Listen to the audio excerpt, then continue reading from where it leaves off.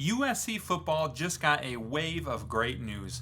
Let's talk about it. My name is Paul, together with my buddy Aaron. We are the Big Ten guys. Tune in every day for the latest Big Ten news, insights, analysis. If you're a fan of USC or any Big Ten football team, this is the channel for you, so don't miss out. Take just a quick second, hit that subscribe button, hit the like button. Got a lot more USC and Big Ten content coming. Big time game this weekend against Michigan. Going to be talking in a second about why it's an even bigger game than many people realize.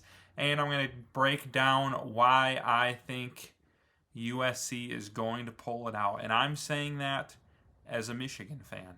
If you haven't caught the show before, Aaron's a Michigan State fan.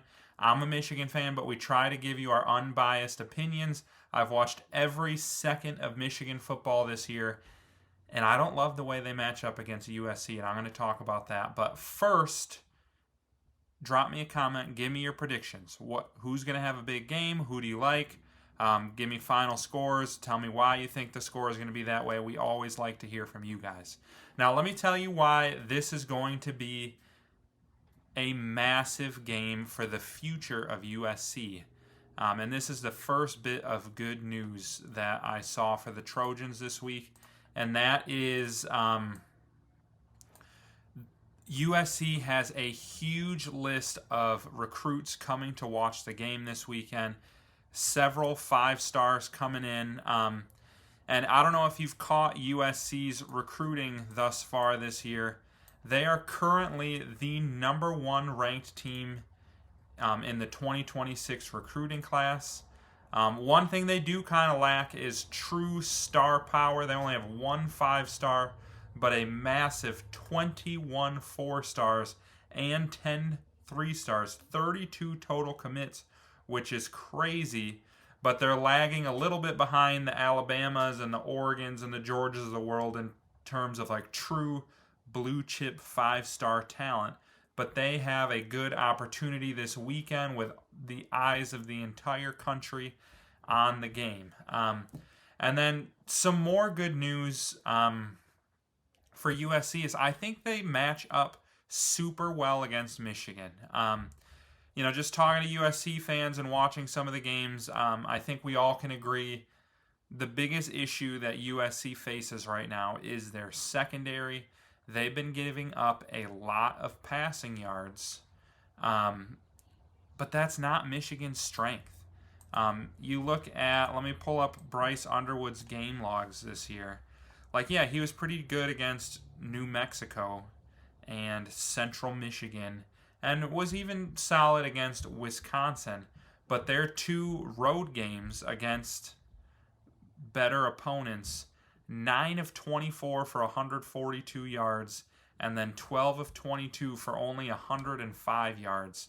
I don't know if it's the stage, the better opponent, the road game, what it is, but in Michigan's 2 big games so far, he has really struggled to throw the ball downfield. And so, that's what you want as for USC right now. You don't want a team who can beat you over the top, throw for 350 yards on you. And that's just not Michigan. And that's going to make even more. The biggest, most important aspect of this game, in my opinion, is what is USC's rush defense going to do against Michigan, and who's going to win in the trenches. Illinois was able to run the ball pretty well against USC. I'm not sure if USC fans have caught any of Michigan this year, but Justice Haynes might be the best Michigan running back I have seen maybe ever. I'm young. There's probably been some better ones way back in the day, but while Blake Corum will always be my favorite running back, I don't know that even he is as talented as Justice Haynes is. So USC is going to need to hold him on the ground and force Michigan to beat them through the air. Because frankly, Michigan has not been beating anybody through the air this year. So if they can buckle down and stop Justice Haynes and maybe even put a little pressure on Bryce Underwood, I think Michigan's going to have a really, really tough time moving the ball on USC. And then some more good news is I think like the smart money right now is on USC. It's not just me. So they're a 2.5 point favorite, but 68. I want to say it's 68% of the money. Yep, 68% of bets right now either have USC winning or covering the spread by winning at least a field goal. And USC's 9-2 against the spread in its last 11 games at home.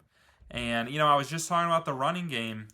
USC is dominating in the running game as well. Like, I think that's something they've kind of lacked in recent years, is it was just all on the shoulders of Caleb Williams or Miller Moss or whoever it may be. But this year with Waymon Jordan, like, this team is running the football super well. It's a much more balanced attack that I think is going to help them compete more in the Big Ten. And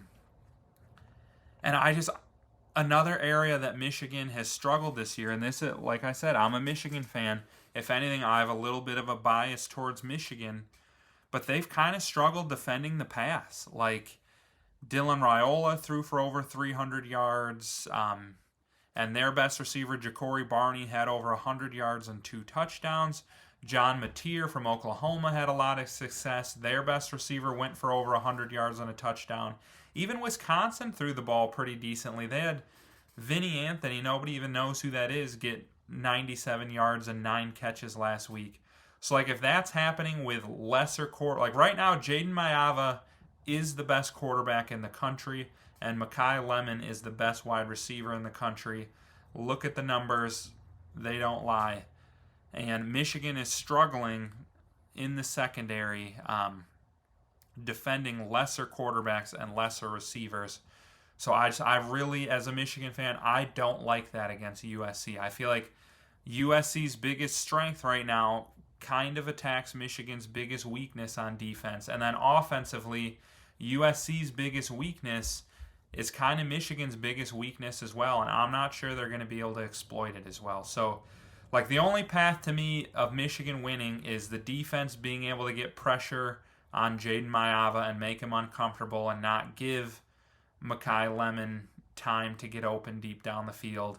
And then if Michigan can run the ball, then I think they have a chance to beat USC. But if not, like, I could see USC winning by a couple scores here, similarly to the Oklahoma-Michigan game.